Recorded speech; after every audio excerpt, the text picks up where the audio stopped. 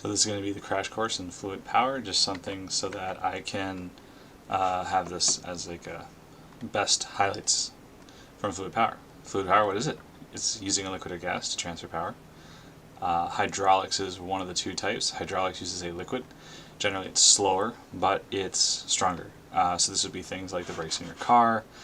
There's way more control over this, but it is a lot slower, generally. Pneumatics uses air or gas, but air is primarily what we use. It is way faster but less control, such as pneumatic tools. So you can change kind of how fast they spin maybe, but you're not going to change the, like you can't make it go halfway as easy. You can't move a piston halfway out on purpose to the exact part, so it's harder. Basic parts to all these systems, they're going to have a place to store or bring in the fluid. There's going to be some sort of pipes or tubes to transfer the fluid through it.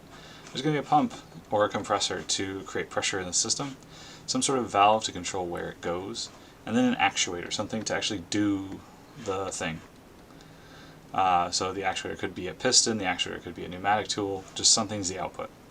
Something to bring up, Pascal's law. Pascal's law, pressure is applied to a system, it applies to all surfaces, perpendicular, undiminished within a system. So what that means is if I can apply on a plunger 10 pounds per square inch everywhere in that system, all the lines, all the other parts of the system have 10 pounds of pressure per square inch, or 10 pounds of force per square inch. So this is what lets us do a lot of what we do with these systems. Jumping to ideal gas laws is the relationship between volume, pressure, and temperature. Boyle's law apparently disappeared here. Where did it go? There we go. Boyle's law is pressure times volume equals pressure times volume of the output. So what we can say with any of these is there's a before situation and an after situation. So if I change the pressure of a given at a constant temperature, so we got to keep something constant, temperature, volume, or pressure. So temperature, volume, pressure, if one of them is kept constant, there's a relationship between the other two.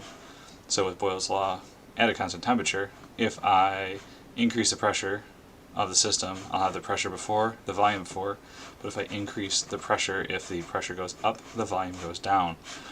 Charles' law, we have the volume and temperature relation given a constant pressure.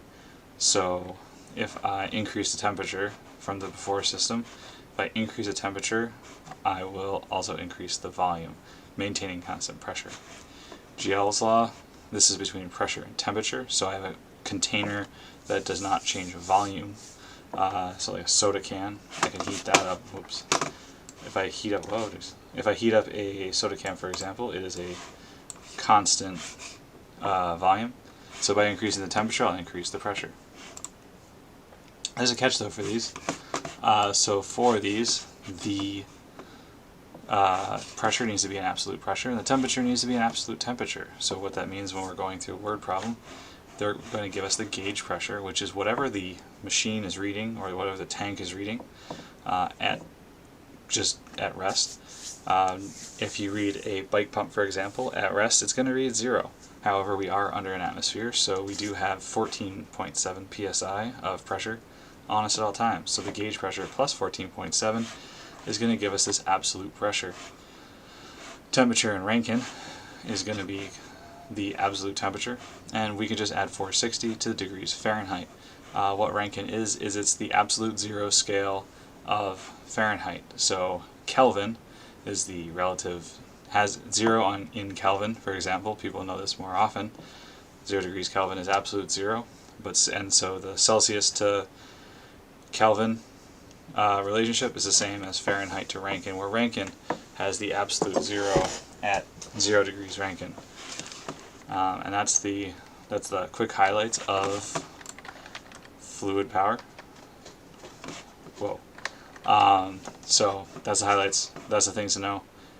Basically, ideal gas laws: absolute temperature, absolute pressure, and then find these on the reference table. Thank you.